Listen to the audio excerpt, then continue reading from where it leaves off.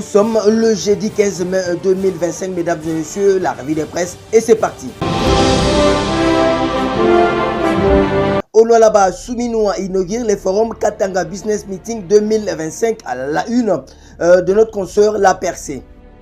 En quoi ce journal, la chef du gouvernement Judith Suminwa Tsuluka est arrivée ce mercredi 14 mai 2025 dans la ville de Kolwezi, dans la province du Lualaba. Et pour la première visite officielle, la première ministre dans la province minière du Lualaba, la gouverneure Fifi Masuka Saini lui a réservé un accueil chaleureux. Durant son séjour, la première ministre aura des entretiens avec les acteurs politiques, les communautés religieuses et chefs coutumiers. Elle bénéficiera d'une visite guidée sur plusieurs sites abritant les infrastructures stratégiques.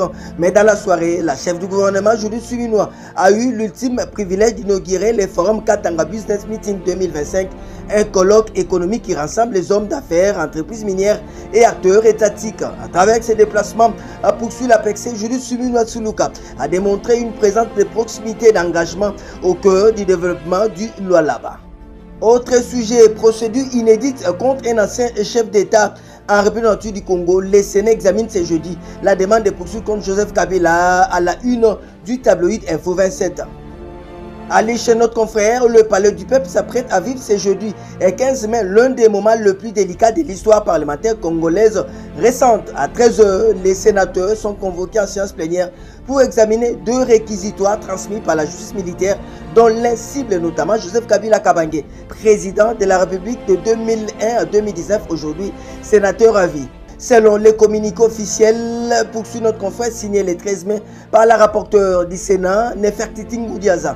La séance portera à la fois sur une question orale avec débat au ministre de l'Enseignement supérieur et sur les demandes de levée d'immunité visant le sénateur Michel Lingepo Molonga et Joseph Kabila Kabange. Ce dernier est accusé des crimes de guerre, crimes contre l'humanité, trahison et participation à un mouvement insurrectionnel en lien avec l'Alliance du fleuve Congo, l'AFC, et la rébellion du M23 soutenue par le Rwanda.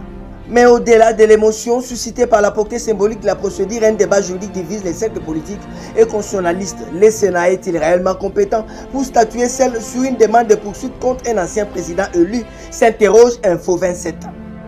Dans le même chapitre, pour complicité avec les agresseurs de la patrie, le gouvernement envoie de dissoudre les partis de Kabila, Nanga, Diongo et Lubanga, à titre le côté information générale Le Phare. En jetant un coup d'œil chez notre confrère, nous pouvons lire: le gouvernement décide de passer à la vitesse supérieure après l'interdiction des activités du PPRD, Parti du Peuple pour la Reconstruction et la Démocratie, formation politique de l'ancien président Joseph Kabila. Le gouvernement vient d'adresser une requête à la Cour constitutionnelle en vue de la dissolution des partis politiques dont les responsables ont clairement affiché leur collaboration et participation au mouvement terroriste qui endeuille la partie. Au total, 4 partis politiques sont pour le moment visés, avec possibilité de voir la liste peut-être s'allonger. Le parti de l'ancien chef de l'État, Joseph Kabila, PPRD, vient en tête. On va terminer avec cette triste nouvelle en province Kasaï. Un véhicule chute et fait plusieurs morts et blessés à Chikapa, nous informe le site d'information générale pifo.net. Un accident de circulation s'est produit ce mercredi 14 mai sur la colline de Kélé, non loin du rond-point 3Z à Chikapa, chef-lieu de la province du Kasaï. Plusieurs personnes sont mortes à la suite de cet accident. Selon les premières informations, un camion de marque Mercedes transportant des marchandises et des passagers, dont le nombre n'a pas été révélé en provenance des Kananga, s'est renversé dans une zone montagneuse. Plusieurs personnes ont perdu la vie, tandis que d'autres ont été grièvement blessées. Ça n'est donc fini. Pour cette revue de presse, on part. Rendez-vous pour demain, tous derrière nos phares d'essai. Bendele Koyate Congolais, Téléma.